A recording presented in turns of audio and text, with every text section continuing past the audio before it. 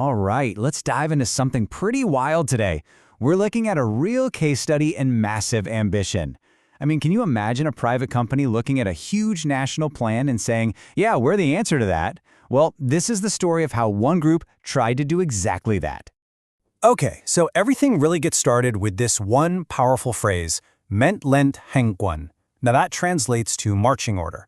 And let me tell you, this was not a suggestion. This was a direct command coming from the very top levels of government in early 2026. It basically set the stage for a nationwide mobilization. So that raises a huge question, right? When the government issues a national marching order, how on earth does a private project with its own billion-dollar ambitions even begin to respond?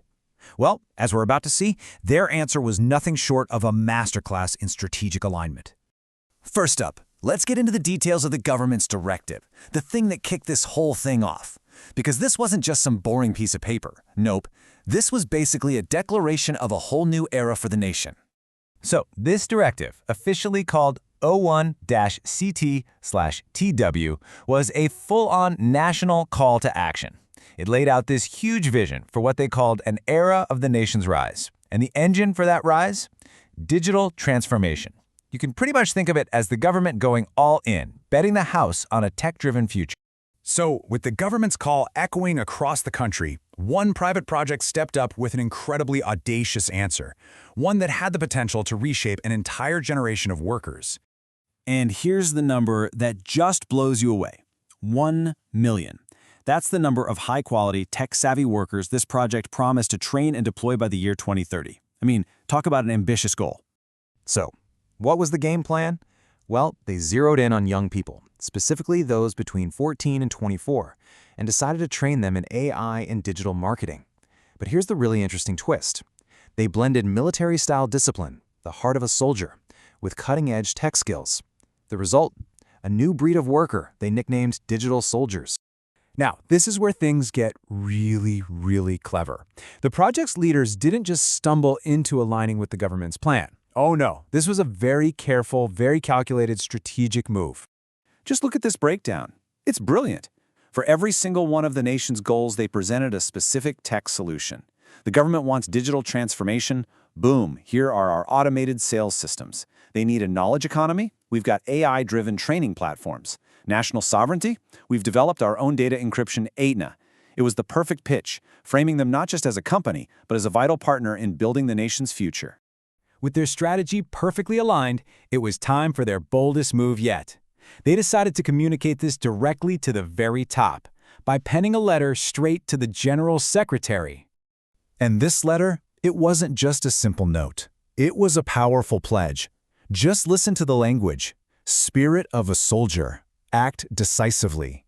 These words were handpicked to resonate with a national leadership that values discipline and action. They were essentially framing their corporate mission as a patriotic duty. And they didn't stop there. Here they explicitly borrow the government's own terminology by calling AI and skilled people strategic weapons for the era of the nation's rise.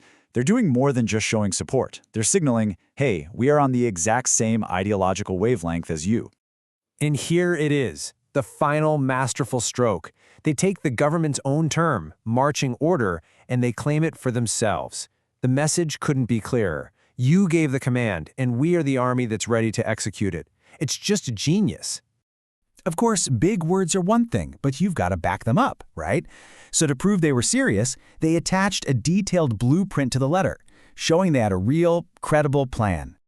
At the core of their plan was something they called the 4-skill ecosystem. Now, this was not your average training program. They were aiming to create these well-rounded digital soldiers. You've got the messenger for sales, the architect for finance, the strategist for investment, and the captain for leadership. It's the whole package.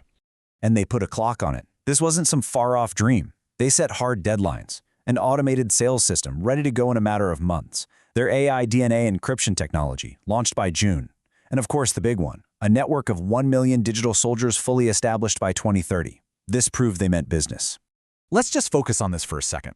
The promise to build a homegrown encryption technology called AIDNA, which you have to imagine stands for something like AI and DNA, right? Signifying a unique, intelligent security system, was an incredibly smart move. In a world where cyber threats are everywhere, Offering a domestic solution to protect national data, that's a direct appeal to the government's biggest security concern. Okay, let's talk about the money. Because underneath all the patriotic language and the clever strategy, there was a massive billion-dollar bet that really shows you the true scale of this project. So inside the company, they had this big debate. What kind of income should they promise the graduates? They could go with a safe, realistic goal of $1,000 a month, or they could shoot for the moon with $2,000 a month, betting that AI would make their workers that much more productive. So what does that bigger number really mean? Well, if you have 1 million digital soldiers and each one is earning $2,000 a month, you're looking at a monthly payroll of a jaw-dropping $2 billion. So why even float a number that huge? Well, it was actually a pretty sophisticated play. It factored in future inflation, it showed off the potential of AI, and it set a target so big it was bound to attract massive global investment.